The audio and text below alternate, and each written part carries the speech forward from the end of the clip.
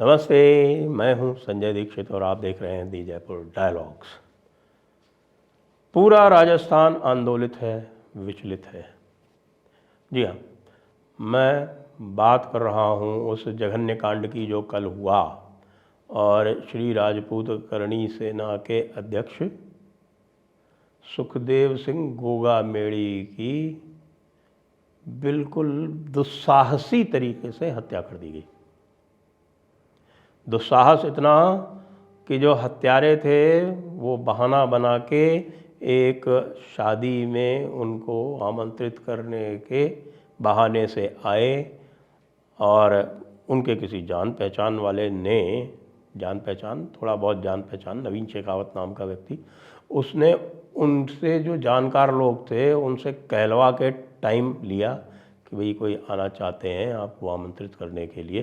तो चूँकि Sukhdev Singh Gogamedi public figure थे तो उन्होंने ये मान ली बात। और जब वो आए और वहाँ पर जो उनका पीएसओ था या जो उनकी सिक्योरिटी थी उसने अंदर जाके पूछा तो उन्होंने उनको बुलवा लिया, अंदर बुलवा लिया। और उसके बाद आपने देखा है कि क्या हुआ। वो सारे जो दृश्य हैं सीसीटीवी से जो कैप्चर किए गए वो इस समय सारे चैनल्स पर चल रहे हैं। तो आपने देखा होगा कैसे बात करते करते अचानक जब वो मोबाइल अपना उठाकर कोई बात कर रहे थे, कोई फ़ोन कॉल आई थी, तो उसी समय उठा के गोलियां चलानी शुरू कर दी। और जो व्यक्ति उनको लाया था इंट्रोड्यूस कराने के लिए उसको भी गोली मार दी, जैसे कि कोई सबूत न रहे। अब ये तो बात अलग है कि इसके पीछे कौन सी रंजिश थी, क्योंकि रंजिशें अवश्य रही होंगी, क्योंकि कई क्रिमिनल केस जो थे वो गोगामेड़ी के ऊपर भी थे। सुखदेव सिंह गोगामेड़ी के ऊपर पब्लिक फिगर थे, उसके अलावा जुझारू थे और उसके अतिरिक्त बड़े बड़े आंदोलन किए हुए थे। तो जब आप बड़े बड़े आंदोलन करते हो तो फिर आपके ऊपर केस तो लगते ही हैं, क्रिमिनल केस तो लगते ही हैं। तो वो क्या था क्या नहीं था, अभी इसके पूरे डिटेल्स आने बाकी हैं। करणी सेना कई सारी हो गई हैं इस समय राजस्थान में और पूरे देश में, और जो इसमें सर्वाधिक एक्टिव इस समय है वो संभवतः यही श्री राष्ट्रीय राजपूत करणी सेना जो सुखदेव सिंह गोगामेड़ी की थी वही थी। एक और करणी सेना है जो एक मकराना जी चलाते हैं, और एक जो मुख्य करणी सेना हुआ करती थी वो लोकेंद्र सिंह कालवी की हुआ करती थी। लोकेंद्र सिंह कालवी की जब मृत्यु हो गई उसके बाद से इनमें कई सारे स्प्लिंटर्स हो गए। एक करणी सेना कोई सूरजपाल सिंह अम्मू हैं, वो भी चलाते हैं। तो यहाँ सुखदेव सिंह गोगामेड़ी की लोकप्रियता इस बात से थी कि उन्होंने कई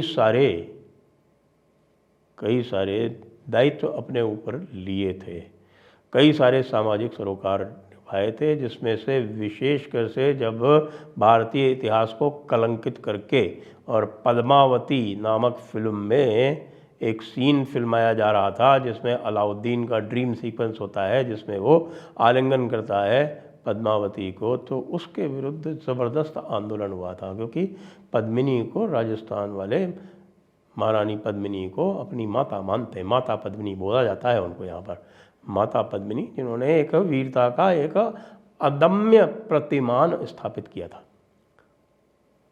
जोधा अकबर में भी जिस प्रकार से एक झूठी कहानी जो बनाई गई है, फिल्मी कहानी, आपको पता है हमारे बॉलीवुड की गंदगी जो है वो कुछ भी कर सकती है। तो बॉलीवुड की गंदगी ने एक वो अनारकली वाला और जोधा अकबर वाला इस तरह का जो ये सब झूठा इतिहास जो रचा रखा है, उसके विरोध में भी यहाँ खड़े हुए जोधा अकबर राजस्थान में रिलीज़ नहीं हो पाई थी। तो हमारे पूरे जो बॉलीवुड वाली जो गंदगी है वो उस समय फ्री स्पीच की बात कर रही थी। इसके अतिरिक्त आपको ध्यान हो कि जेएनयू में एक बार नारे लिखे गए, जेएनयू में, जी हाँ, कि ब्राह्मण बनिए भारत छोड़ो। तो उस समय सुखदेव सिंह गोगामेड़ी थे जिन्होंने खड़े होकर कहा था कि ब्राह्मण बनियों को जो भारत छुड़वाना चाहते हैं उन्हें सबसे पहले क्षत्रियों की तलवारों से गुजरना होगा। इसीलिए उनकी जो अपील थी वो राजपूतों से आगे बढ़कर और बाकी जो सर्व समाज था उस सर्व समाज में हो गई थी। और राष्ट्र के प्रति समर्पित निश्चित रूप से सुखदेव सिंह गोगामेड़ी थे। उन्होंने 2018 में तिरंगा यात्रा भी निकाली थी, जिसको ले जाके लाल चौक में श्रीनगर में वहाँ पर तिरंगा झंडा भी फहराया था।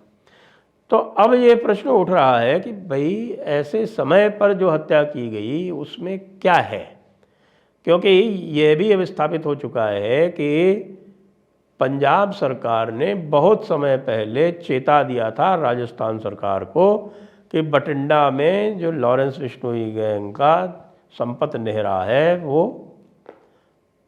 वो योजना बना रहा है हत्या करने की, सुखदेव सिंह गोगामेड़ी की।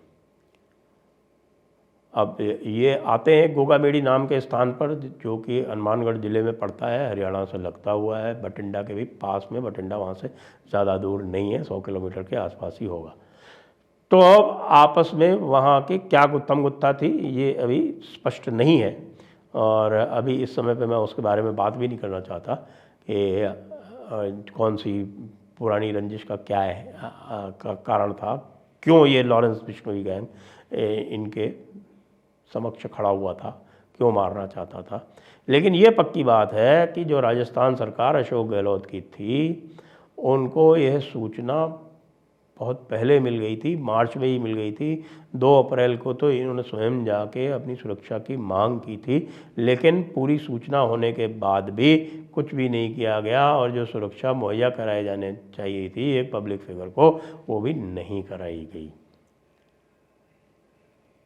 उनकी जो सुरक्षा थी वो उनकी व्यक्तिगत सुरक्षा थी, व्यक्तिगत जो उनके बॉडीगार्ड्स थे वो थे। और जब चर्चा चल रही थी तो उस समय बॉडीगार्ड उनका खड़ा भी हुआ था। लेकिन जिस प्रकार की सुरक्षा होनी चाहिए, कोई आ रहा है उसकी चेकिंग होनी चाहिए, उसकी चेकिंग यदि वहाँ पर कोई सिस्टम होता तो चेकिंग में वो हथियार जो है वो पकड़े जाते। यदि वहाँ पर DFMD लगी होती, यानी डोर फ्रेम मेटल डिटेक्टर, तो उसमें ही ये आ जाता। तो ये मैं कहूँगा कि भाई सरकार की, अशोक गहलोत सरकार की तो ये है बहुत बड़ी विफलता है ही। अब अशोक गहलोत सरकार जो है वो अपने हाथ झाड़ रहे हैं कि भाई हमारी सरकार तो चली गई, हम तो केयर टेकर चीफ मिनिस्टर हैं। तो भाई केयर टेकर चीफ मिनिस्टर होगा तो तुम्हारी कोई जिम्मेदारी नहीं बनती क्या? जब तक नई सरकार नहीं आ जाए तब तक आपका जो राजधर्म है वो क्या कहता है? आपका राजधर्म ये नहीं कहता कि आप जो त्वरित कार्रवाई करें। यद्यपि सुनने में आ रहा है कि पहचान हो गई है, दोनों शूटर्स की पहचान हो गई है और कुछ लोग पकड़े भी गए हैं, उनको सहायता देने वाले भी कुछ लोग जो हैं उनसे पूछताछ की जा रही है। ये सब ठीक है, लेकिन जो हुआ है उसको यदि आप देखें, आप इसकी पृष्ठभूमि देखें तो आप देखेंगे कि पूरे 5 वर्ष जो है यहाँ पर पोपाबाई का राज रहा है। पोपाबाई का राज राजस्थान की एक कहावत है, जहाँ बिल्कुल टोटल जिसको हम कहते हैं एनार्की होती है, उसको बोलते हैं पोपाबाई का राज। अब पोपाबाई की जो कहानी है वो पुरानी है, आप उसको गूगल कर सकते हैं। इस समय मेरे विचार से लंबा हो जाएगा वीडियो, इसलिए मैं पोपाबाई की कहानी नहीं सुना रहा आपको।